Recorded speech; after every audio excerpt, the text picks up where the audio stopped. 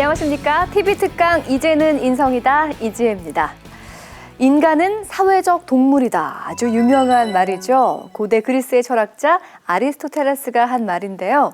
인간은 결코 혼자서는 살 수가 없고 건전한 사회를 위해서는 공동체 의식이 꼭 필요하다라는 말인데요. 그렇지만 현실에서는 개인주의가 점점 더 만연해지고 있습니다. 인성과 공동체 정신 함양에 대한 강의를 해주실 이분 소개합니다.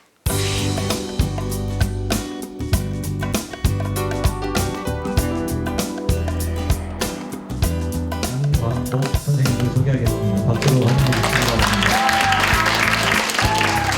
식물한테 물을 주듯이 매일매일 좋은 얘기를 자기한테 해주세요. 세상이 뭐라는 거간에 넌 진짜 멋지다 라고 반복해서 하잖아요. 사람이 바뀌어요. 제가 교사 연수를 할 때 선생님들한테 들은 예인데요, 학생들한테 얘기해도 전혀 상관이 없습니다. 요새 학생들 참 똑똑해요. 공부도 잘하고 말도 잘하지만 대개는 외동으로 컸고, 그리고 굉장히 극심한 경쟁 속에 살다 보니까 어떻게 무리를 지어서 살아야 될지에 대해서 잘 모르는 것 같아요. 앞으로 아이들이 살아갈 세상은 자기가 뛰어난 것도 중요하지만 함께 모여서 집단 지성을 발휘할 수 있는 능력이 무엇보다도 중요하다고 생각합니다.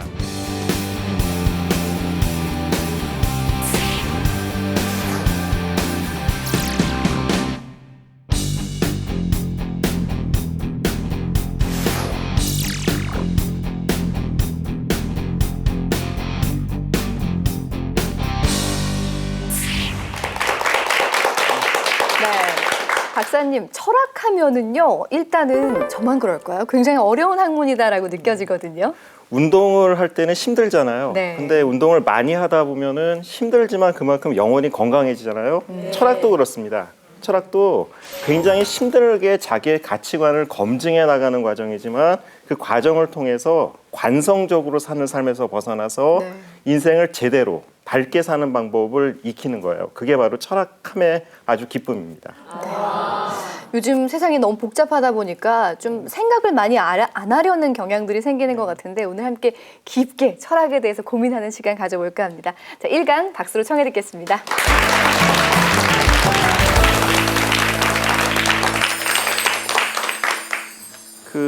제가 근무하는 고등학교는요, 저는 철학 박사이자 고등학교 철학 교사이기도 한데요, 학생들을 뽑습니다. 선발을 하는데요, 선발을 할 때 학생들이 공부를 잘하는 것도 굉장히 중요해요. 하지만 그것보다 더 중요한 거는 그 아이가 과연 된 사람인가, 이거 굉장히 중요하게 봅니다.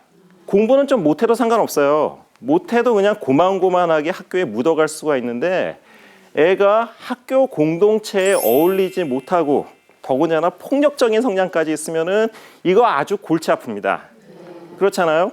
마찬가지로 기업에서 사람을 뽑을 때 뭐 1박 2일씩 이렇게 합숙을 하면서 사람을 뽑으면서 검증하는 이유는 뭐냐면은 그 사람이 얼마나 공동체에서 잘 어울리냐, 사람들하고 화합할 수 있냐, 이거를 이제 보려고 하는 거예요. 그런데요, 참 안타까운 게 뭐냐 하면요, 전통적인 사회에서는 인성교육이라는 게 별 필요가 없었어요. 왜냐하면 태어나서 죽을 때까지 똑같은 집단에서, 한 마을에서 태어나서 어른들하고 애들하고 어울리면서 대화를 나누면서 어떻게 사람 사는 방법, 사귀는 기술, 이런 거를 익히면서 컸거든요. 근데 요새는 아이들한테 사람을 사귀고 공동체에서 어울릴 수 있는 방법을 가르쳐주지 않으면 아이들이 이 기술을 영원히 깨닫지 못합니다. 생각해 보세요.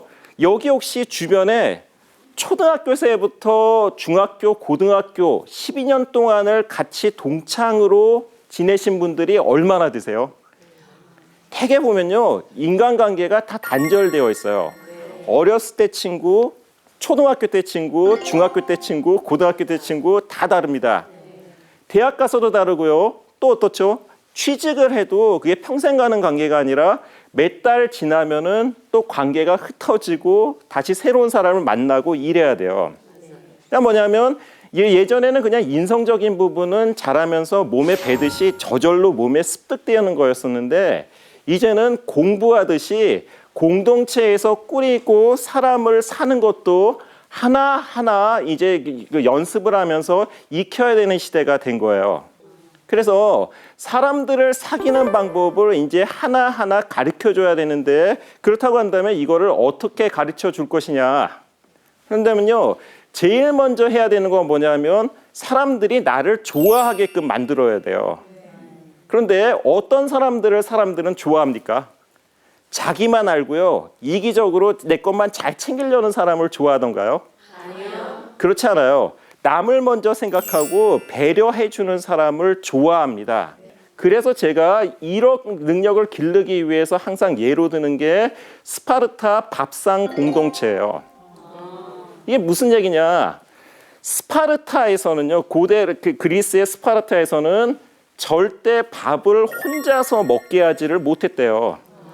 집에서 밥 먹으면 편하잖아요. 그런데 그렇게 못하고 전부 마을 사람들이 모여가지고 다 모여서 밥을 한꺼번에 먹어야 된다는 거예요. 왜 그럴까요? 모여가지고 사람들이 밥을 먹을 때요, 남들은 다 나물에 지질이 궁상으로 헐벗은 식사를 하고 있는데 혼자 떡하니 상을 차려놓고 고기 반찬을 먹는다. 넘어가겠습니까? 못 넘어가요. 왠지 모르게 죄책감이 있고요. 이래서는 안 될 것 같아가지고 눈치 보면서 이러다가 같이 먹자 하고 이걸 나누게 됩니다. 사람은요, 눈앞에 배려가 필요한 사람들이 있을 때 공동체 정신도 생기는 거예요.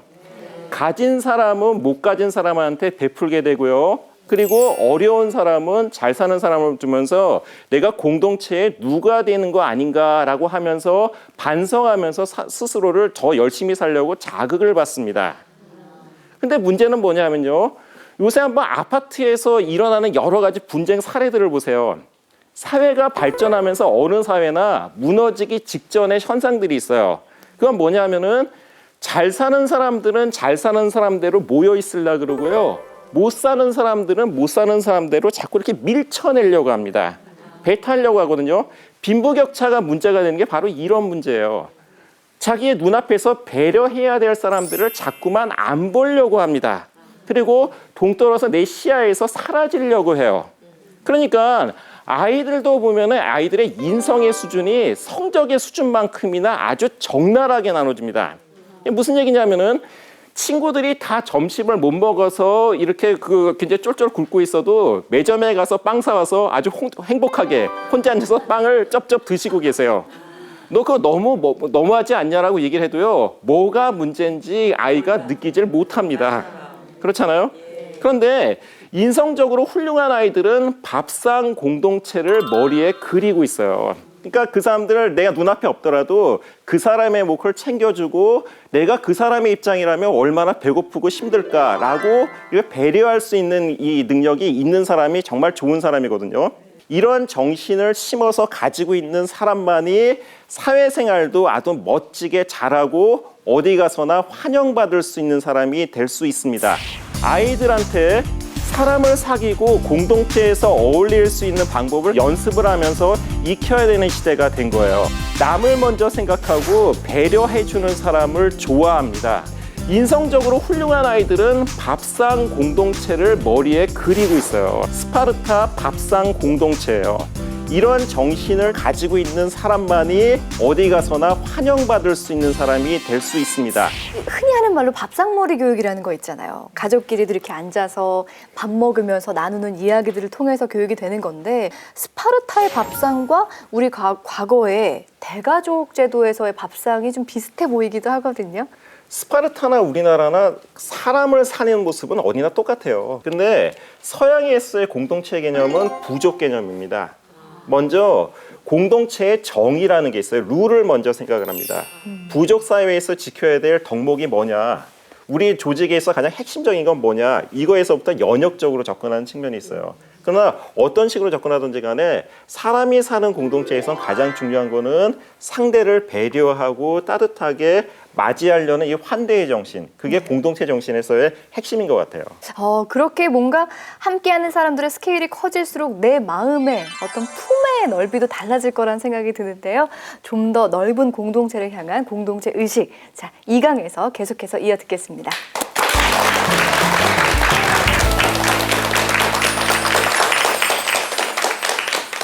인성 면접에서 제가 학생들한테 빠지지 않고 던지는 물음이 있어요. 너는 세상에서 가장 하고 싶은 게 뭐냐라고 물어봅니다. 그러면은 많은 아이들이 하는 얘기가 뭐냐? 뭘 것 같으세요? 돈 많이 벌고 싶어요. 그거예요. 그리고 예쁜 여자친구 사귀고 싶어요. 다 뻔한 얘기입니다. 왜냐하면 10대 초반의 아이들이 할 수 있는 얘기들이 다 그 정도 수준이에요. 근데 중요한 거는 그 다음입니다. 왜 돈을 많이 벌고 싶은데? 왜 예쁜 여자친구를 사귀고 싶은데? 라고 물어보면요. 여기서부터 아이의 인성의 깊이가 천차만별로 벌어져요. 가장 밑바닥인 아이는 이렇게 얘기를 합니다. 그냥요, 아주 비싼 외제차 살고요, 그 휴양지 가가지고 편안하게 살고요, 정말 원 없이 그냥 혼자서 즐겁게 누리고 싶어요. 이런 아이들은 절대 크게 되는 법이 없어요. 그리고 어느 조직에서나 사랑받지 못합니다. 그런데 실제로 아이들을 가르쳐 보면은 우리 아이들은 생각보다 굉장히 착합니다. 엄마랑 그렇게 지지고 볶고 싸우는데도요, 아이들이 왜 돈을 많이 벌고 싶니라고 물어보면요, 가장 많이 나오는 게 엄마예요. 엄마한테 보답하고 싶어요. 우리 엄마 아빠 고생하는데 행복하게 만들어주고 싶어요. 이런 아이들이에요. 이런 아이들은 인성적인 깊이에서 아주 정상적인 수준에서 아주 사회생활을 할 아이들입니다. 예를 들면 그걸 한번 생각해 보세요. 집에 아무도 없어요. 식구들 다 쪄놨습니다. 점심을 차려 먹어야 돼요. 그런데 점심에 혼자 먹는데요, 육첩 반상을 차려놓고 아주 딱 차려놓고 아주 럭셔리하게 오늘 한번 만찬을 즐겨볼까 하고 식사하세요. 잘 안 하게 돼요. 혼자 있으면 밥 안 먹습니다.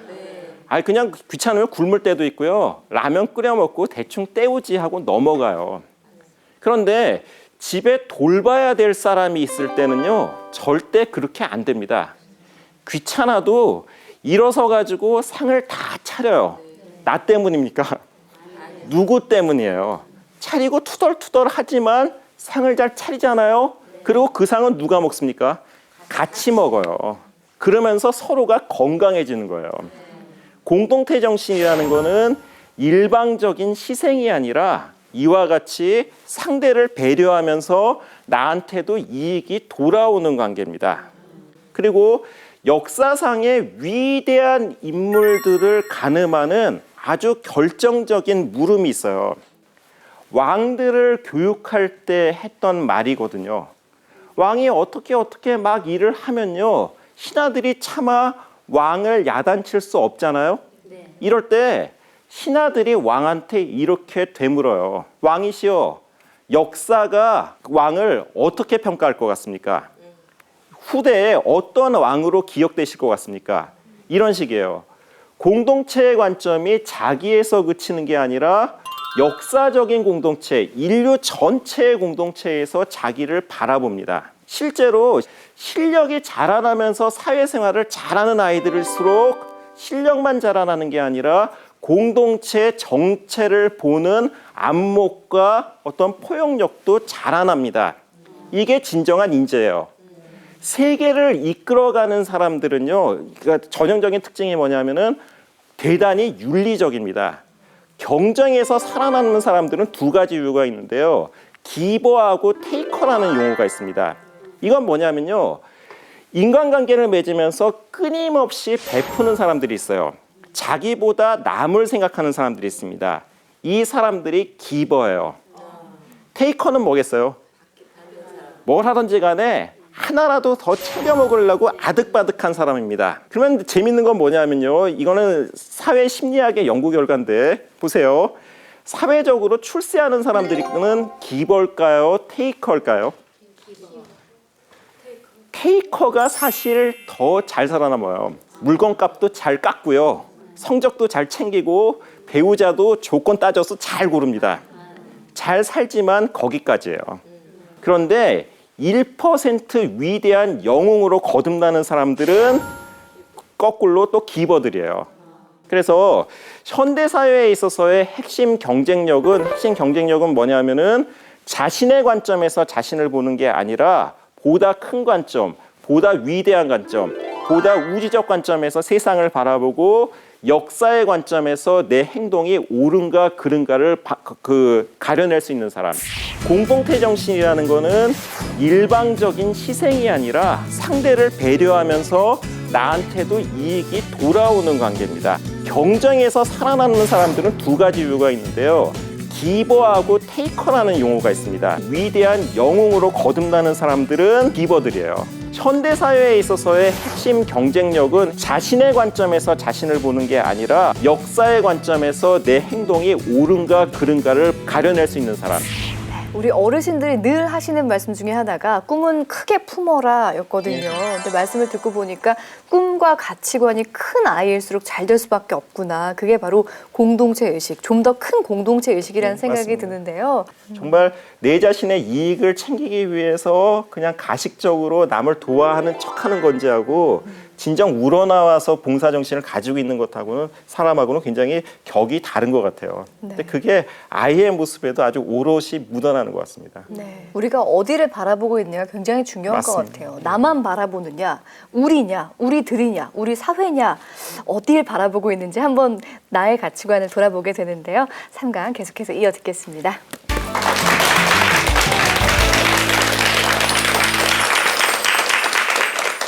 지금 공동체 정신이 그 핵심 경쟁력이다라는 말씀을 계속 드려왔는데요.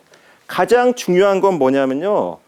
역지사지예요. 철학에서의 모든 도덕 원리는 상대방의 관점에서 나를 생각하는 데에서부터 나옵니다.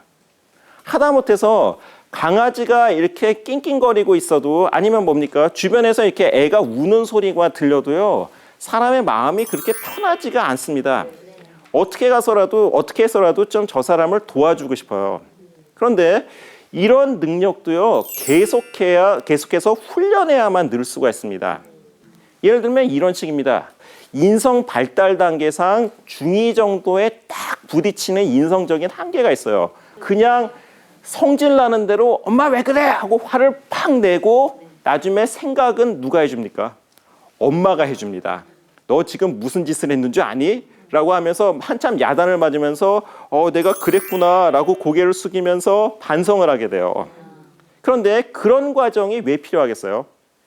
중학교 2학년, 3학년 올라가면서요. 우리가 부모님한테 배웠던 것, 선생님한테 배웠던 것, 그리고 우리가 거꾸로 우리 뒷세대들한테 해줘야 되는 건 뭐냐면요.